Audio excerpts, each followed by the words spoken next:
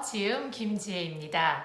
이제 코로나 기간에 많이 날카로워졌죠, 우리가. 많이 날카로워졌는데, 그러면 안 되는데, 가정 내에서. 네, 부부가 이제 싸움이 일어난 거죠. 언성이 높아지고, 언어가 거칠어지고, 막, 툭탁툭탁 이렇게 해가지고서는 조금 분위기가 냉랭해진 거예요.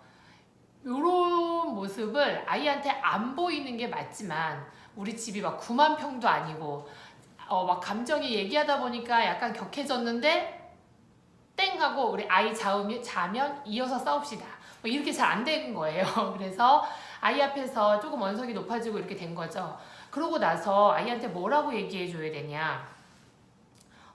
예전에 이제 매일매일 등원하던 시절에 어떤 분이 이런 질문을 주셨어요. 뭐라고 얘기해야 하고 등원을 시켜야 될지 모르겠다라고.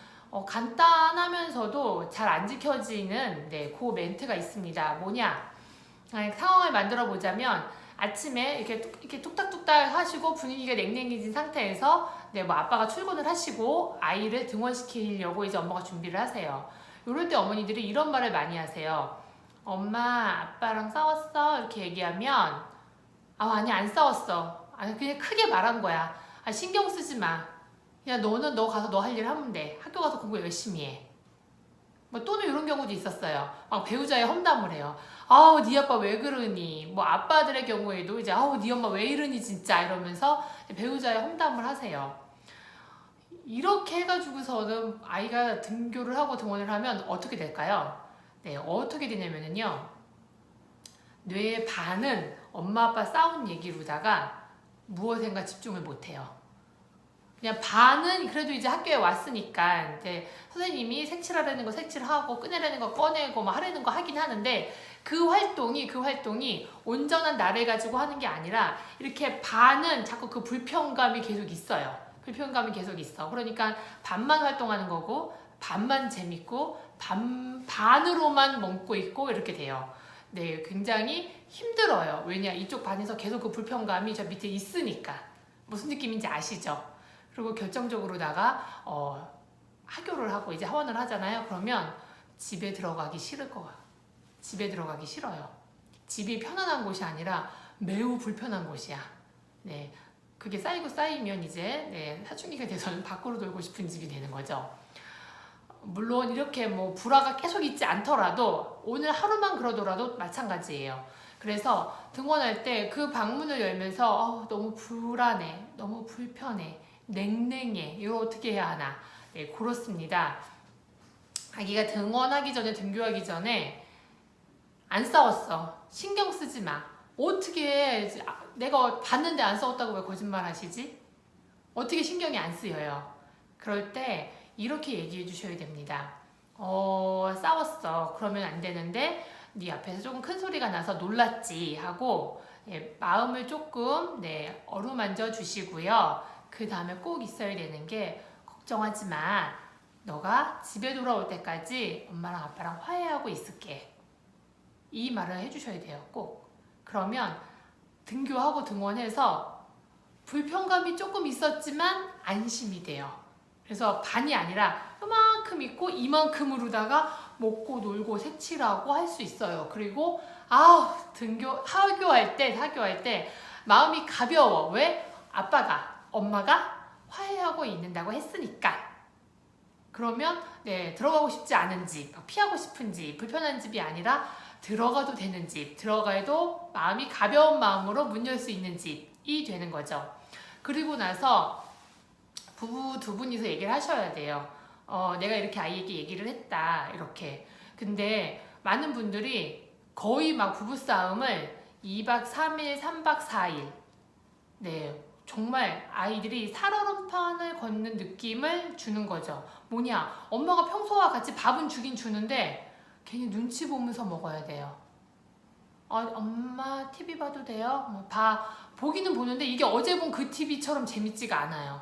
왜? 반으로만 보니까. 그러다 보니까 뭐 학습을 하면 실수가 잦고요. 괜히 갑자기 물 먹다 떨어뜨리고요. 그러니까 사고 치는 일이 많아져요. 그럼 또 부모님들이 또 화를 내시고 이게 악순환이 돼요. 그래서 저는 싸움은 안 할 수가 없죠. 한 집에 있으면서. 근데 가급적 아이 없을 때 하시든지 아이 있을 때 싸우셨으면 여기까지 하시고 얘기를 하셔야 돼요. 아이한테 화해할게. 그리고 화해하는 척이라도 하셔야 돼요. 아직 어색해서 그래 우리가.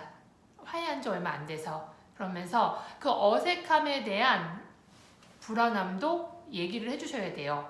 여기까지는 언어가 되는 친구들에 대한 얘기고요.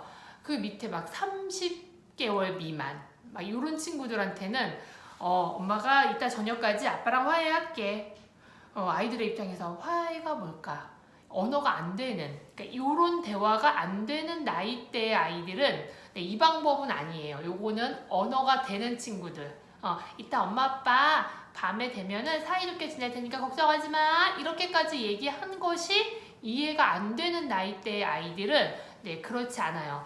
연구 결과에 의하면 신생아들도 부모님의 다툼에 뇌의 발달과 그 정서 감정의 발달에 부정적인 영향이죠. 영향을 받는다고 합니다.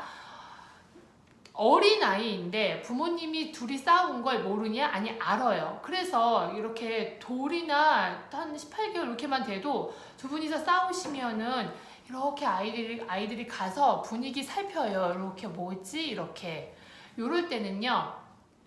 조금 시간이 너무 오래 시간이 지나면은 그게 만성이 되니까 그렇지 않게 아이 앞에서 사이좋은 모습을 보여주셔야 돼요.